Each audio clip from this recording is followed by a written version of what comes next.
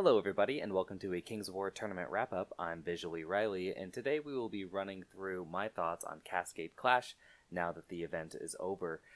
In the background, you'll see pictures of the store and some of the armies, along with some of the pictures from our battle from before, as I ramble on.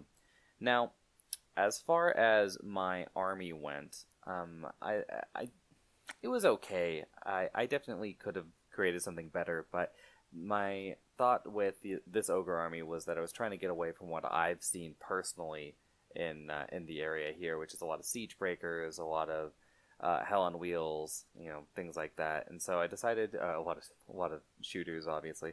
So I decided instead to go with a few boomers, which obviously I've seen before, and mostly the Braves, which I didn't even know was a thing before I showed up at the event, and someone told me that it was a gut star or a Warlock Star, or whatever they were calling it. So that was the idea behind the army, but in execution, it didn't really work all that well. And unfortunately, the best parts of my list were the Braves, which are also the part that I don't like the painting on. They're old models. I don't think Trish Morrison was a good sculptor, and I just painted up those Yetis because I had them laying around. So, yeah, I don't know exactly what I'm going to do with these ogres just yet, but I'll figure it out in the future. As for the event as a whole, I thought it was pretty nice. The biggest problem for me or the biggest problems to me were, one, the terrain. Many of the tables, especially the ones I played on, just had these giant holes in the middle, and thankfully no one brought a real shooting spam list, but if anyone had, it would have just been game over for probably 50% of the lists here, including mine. So yeah, they just need to be a bit more cognizant of that in the future, I think. The second thing is that, which is I guess the second and the third thing together, which is they did their scoring for best sportsman and best army or favorite army at the end of day 2, and I always think that this is a big mistake, especially if you're going to have two favorite opponent votes.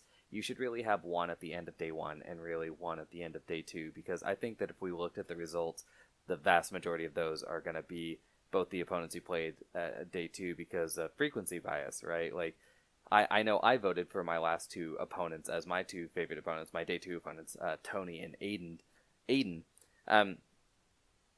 Regardless of that, they were also my best games by a lot. I really enjoyed playing Dustin, and Andrew and I had a bit of a shake-up, which is, I don't mean like we had a shake-up in the battle, right?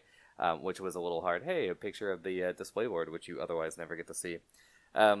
So, yeah, I definitely thought that they should have had 1 and 1, one at the end of day 1, one at the end of day 2. It still gives a bit of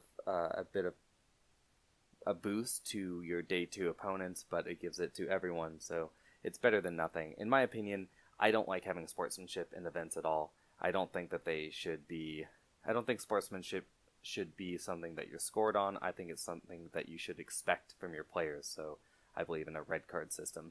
But anyway, as for the second thing, yeah, the paint judging or favorite army, I mean, I was downstairs when we were doing the voting, and I'm not saying that my army was better than the one that won or anything like that. I'm just saying that I wasn't present for people to look at while they were voting.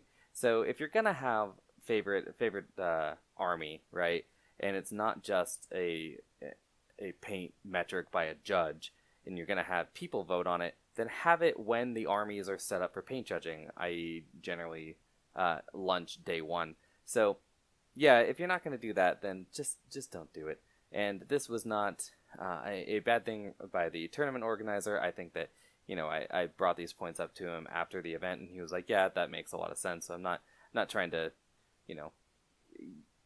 call someone out or anything like that. But these are things that really you need to think about when you're running an event.